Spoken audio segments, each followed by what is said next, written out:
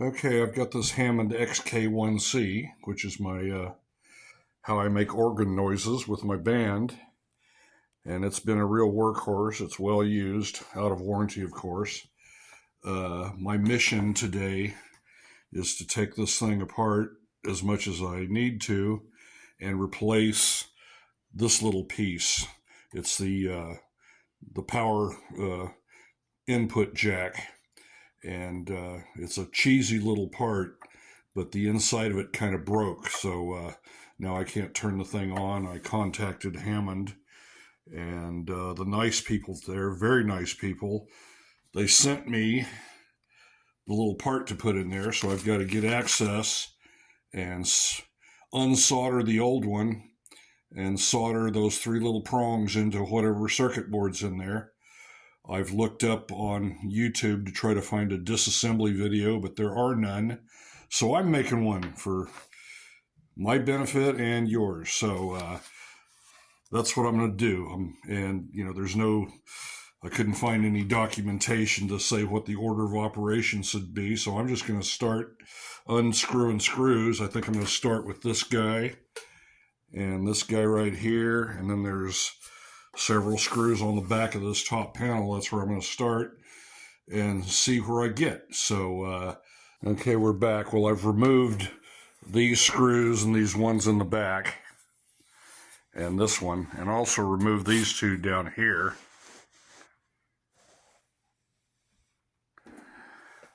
But the panel's not just jumping off of there. I can kind of, sorry about the bad camera work, I can kind of pull it up like that, but it seems to be attached probably from some screws underneath here. So that's where I'm at this point. I'm going to go ahead and flip it over and remove some screws from the bottom and see if I can get this panel off. That's the next step. All right. Okay, we're back and we've made progress. I've had to remove some screws from the bottom that screw into basically this mounting bracket right here. Okay, it's a mounting bracket that helps just hold that top panel on solid. Okay, and I've gained access to the circuit board that I need to operate on. Right down here, where my index finger is the part that I need to replace. So this circuit board, which I think is the main CPU board, has to come out. I'm going to very carefully, and I'm going to take pictures and stuff, but I'm going to have to unplug all these plugs that are on this circuit board because the solder is from underneath of this board. And so I'm going to have to unplug those, and there's some mounting screws, one right here, one right here, on some standoffs, and then all of these components on the back panel are soldered to the main circuit board there. So I'm going to have to remove all of these screws and then hopefully be able to remove this circuit board and then try my hand at desoldering that piece and soldering the new one in without destroying anything.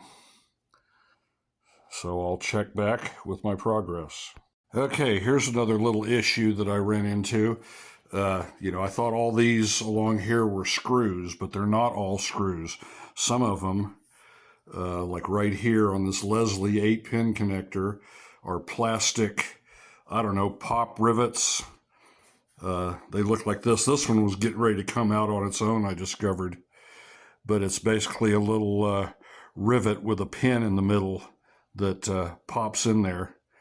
And so I got to carefully remove those. There's these two here. I pulled it out, and then these here. And the rest are screws. So that's an interesting thing. They don't want it to be just super easy for you to take these apart. It's out of warranty, and I've done stuff like this before, so I'm not afraid to tear into it. And even if I do destroy it, that'll just give me a good excuse to buy a new keyboard that I've been looking at anyway. So I'm gonna take those out, and the next thing you'll see, hopefully, is the board out of the unit. All right, I've successfully removed that circuit board without breaking anything or losing any screws. They're all contained in these little containers. That's my little pop pins, I'm going to call them. Little plastic pop pins. They have a sleeve and a pin. And then these are some smaller screws, and these are another size screw. They appear to be all the same.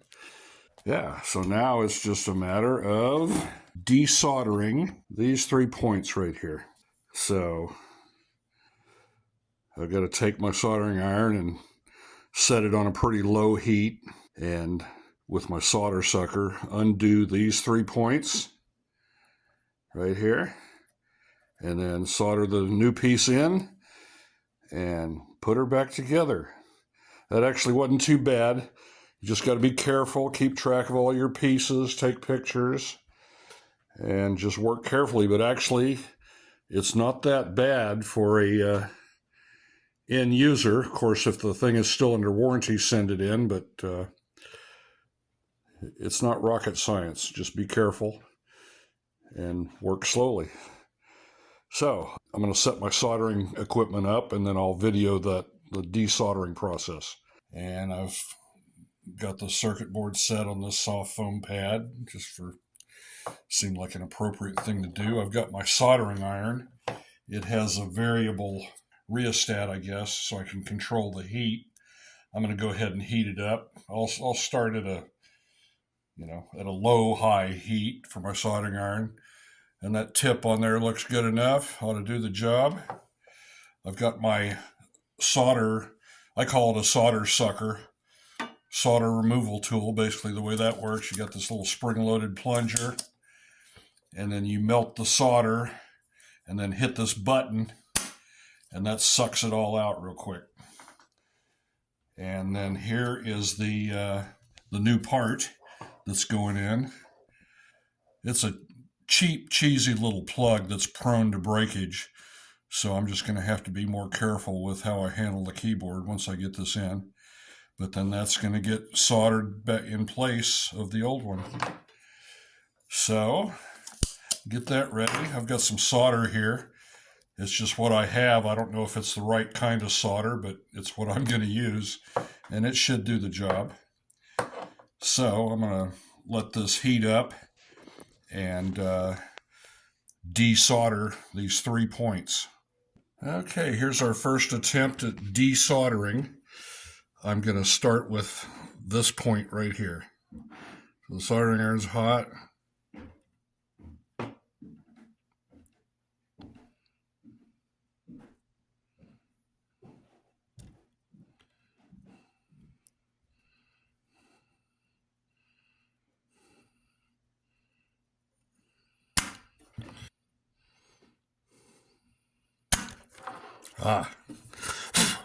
That looks good.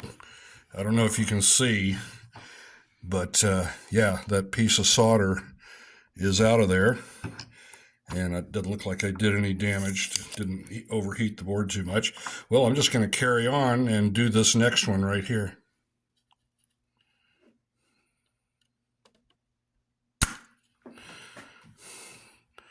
That looks pretty good.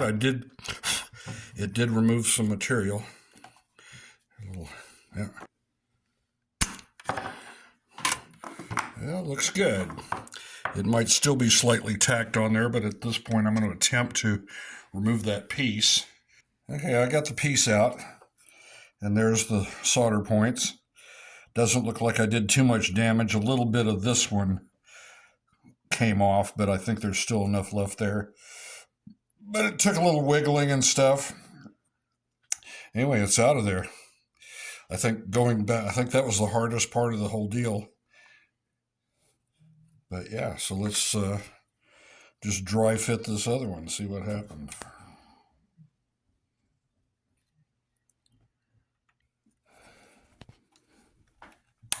It just snapped in there. There it is. Okay. There it is. It's in there. It's seated all the way. And I think now If I can successfully put a little solder on each one of those. So I'll start with this top one, I guess. Looks like it's on there. It might be a cold joint, but we'll find out, I guess. I'm going to try to call that one good.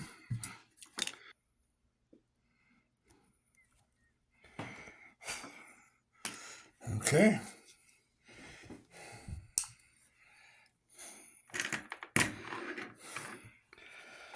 Not the greatest solder work in the world, but it looks like it's making contact. And the only thing now to do is put it all back together and see if it powers up. Okay, well, I got the board back in. I'm starting the process of putting it back in. It's in there, and I've got these two screws holding it in, so it's just a matter of putting all the screws back, hopefully in the right spot, not having any left over, and then put in those little plastic push button clip doohickeys, and and then put it all, plug all these back in. Okay, it's all back together.